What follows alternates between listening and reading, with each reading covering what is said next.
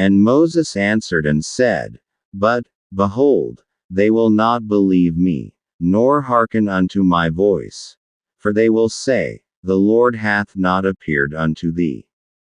And the Lord said unto him, What is that in thine hand? And he said, A rod. And he said, Cast it on the ground. And he cast it on the ground, and it became a serpent, and Moses fled from before it. And the Lord said unto Moses, Put forth thine hand, and take it by the tail. And he put forth his hand, and caught it, and it became a rod in his hand.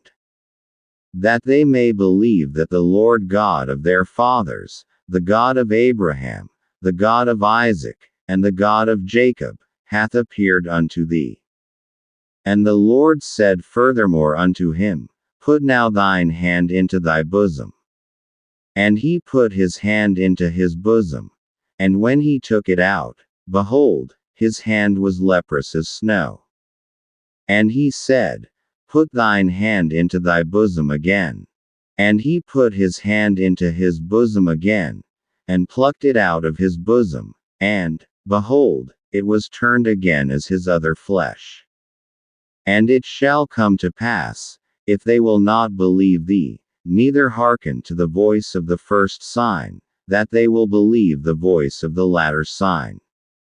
And it shall come to pass, if they will not believe also these two signs, neither hearken unto thy voice, that thou shalt take of the water of the river, and pour it upon the dry land, and the water which thou talkest out of the river shall become blood upon the dry land.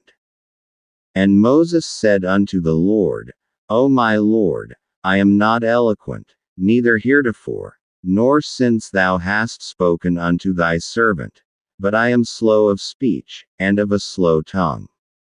And the Lord said unto him, Who hath made man's mouth? Or who maketh the dumb, or deaf, or the seeing, or the blind? Have not I the Lord? Now therefore go, and I will be with thy mouth, and teach thee what thou shalt say. And he said, O my Lord, send, I pray thee, by the hand of him whom thou wilt send. And the anger of the Lord was kindled against Moses, and he said, Is not Aaron the Levite thy brother? I know that he can speak well. And also, behold, he cometh forth to meet thee, and when he seeth thee, he will be glad in his heart. And thou shalt speak unto him, and put words in his mouth. And I will be with thy mouth, and with his mouth, and will teach you what ye shall do.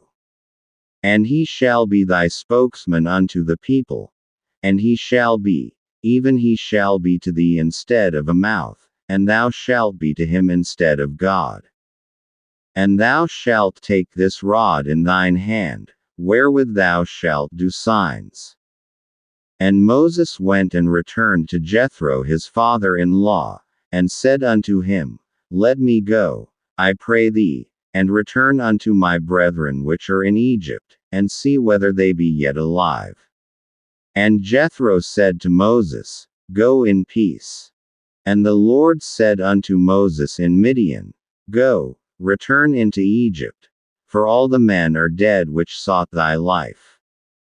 And Moses took his wife and his sons, and set them upon an ass, and he returned to the land of Egypt.